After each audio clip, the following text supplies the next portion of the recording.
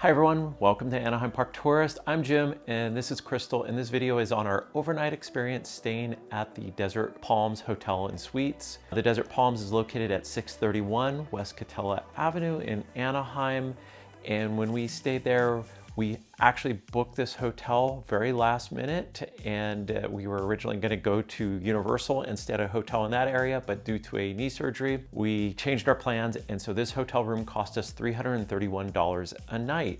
We booked a bunk bed suite, so that room includes a king bed in one room and then a full-size bunk bed in the other. At the time of filming, parking is $28 a day, and each hotel room can park one car on site. If you have multiple cars, most likely you will have to park over at the Garden Walk, which is just a little down the road. The walk to Disneyland is about 7/10 of a mile or just over a kilometer to the gates of Disneyland, and it will take you 10 to 15 minutes depending on your pace. Up next is staff and service, and every interaction that we had was wonderful. We were warmly greeted upon check-in.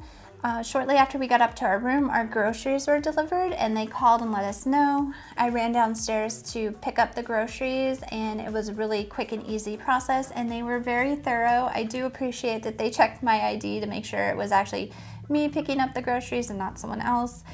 And we had a very short stay, so we didn't really have a whole lot of interactions, but every interaction we had was great. And that brings us to property conditions, and overall the hotel is in good shape.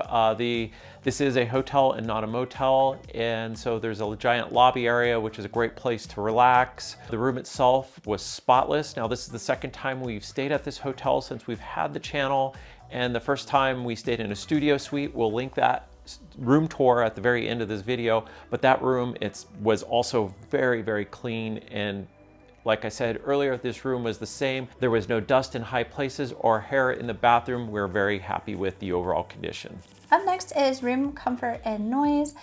And we want to start off by saying this room is a good sized room. It's a fairly large room, but we still felt a little cramped in that room. And the reason is because the area that we slept in, there wasn't a whole lot of extra space in that part of the room. Meaning we struggled to try to find where we could put our luggage. Since we were only staying one night, we didn't unpack or use the closet, and we just felt a little bit cramped in that area of the room. However, the bunk bed area of the room had tons of extra space, and Jim had an ECV, like he said, he had a knee injury, and so that's where we ended up parking the ECV. There really was nowhere else we could park the ECV without someone having to climb over it. So we just kind of pushed it into the bunk bed part of the room. And that's where if you had strollers or you had a crib or a pack and play, that would fit the best in the bunk bed part of this room. This room does have two TVs, one in each bedroom. And we really like that there's two TVs, but there really isn't anywhere to sit to watch the TV except on the beds in both the bunk bed part and the king bed part.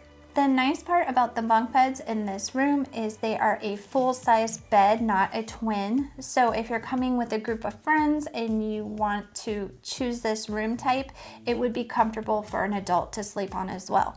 And the best part of this bunk bed is that they don't have ladders, they have stairs. So in the middle of the night, if you need to get down and you're on the top bunk, you don't have to go down a ladder, you have stairs to get down. The only other room that I can think of off the top of my head with stairs for the bunk bed is at the Del Sol Inn, and we believe that's the sister property to the Desert Palms. One last thing we wish was a little bit different in this room is we wish they flip-flopped the bed configuration, meaning we wish our bed, the king bed, was in the back of the room by the window instead of in the right when you walk in the door next to the hallway. And the reason being is a lot of the hotels in the Disneyland area, they get a lot of hallway noise at peak times, early in the morning when people are rushing off to rope drop, after fireworks, and then again after closing. And this particular hotel, for some reason, both times we've stayed there, the noise in the hallways here seems to be more than what we usually experience in the Disneyland area. So for us, especially Jim being a light sleeper, we just wish they had thought about putting the adult bed further away from that hallway noise and the kid beds closer to that. Also, we wanted to point out, because of the noise in the hallway, you might not be able to sleep in here if that's what your goal is, or if you are in a big group of friends and you do want to sleep in, you might want to pick the bed in the bunk bedroom.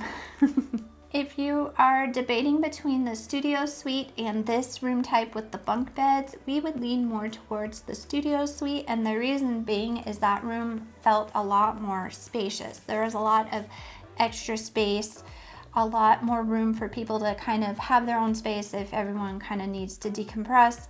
There was a whole sitting area for watching TV. There was a dining table. It just felt a lot bigger, and we did not feel as crammed in that room. Up next are the amenities, and the biggest amenity at this hotel is the included hot breakfast. And it's actually located on the top floor of the hotel, which offers a really unique view into California Adventure. We really like going up there and seeing a different perspective of the park. And it's really neat as well because there's indoor dining and outdoor dining. So if you're there on a beautiful warm day, you could eat outside if you wanted to, or if you're there doing a chilly day, you could eat inside. There's plenty of seating and they kept it very clean. Now this particular trip, since we were only staying one day and we had to change to another hotel, we unfortunately just never made it up in time for breakfast. We had 2 teen boys. We were trying to get up early and also pack all of our stuff and get to the next hotel. So we're really upset about that. But the last time we stayed, we got to enjoy the breakfast, and they offered waffles, eggs, potatoes, sausage, coffee, milk, tea, and hot cocoa. Other amenities include a pool, a hot tub, and a fitness center. All the rooms have a microwave and a mini fridge, and some select suites actually have a full kitchen.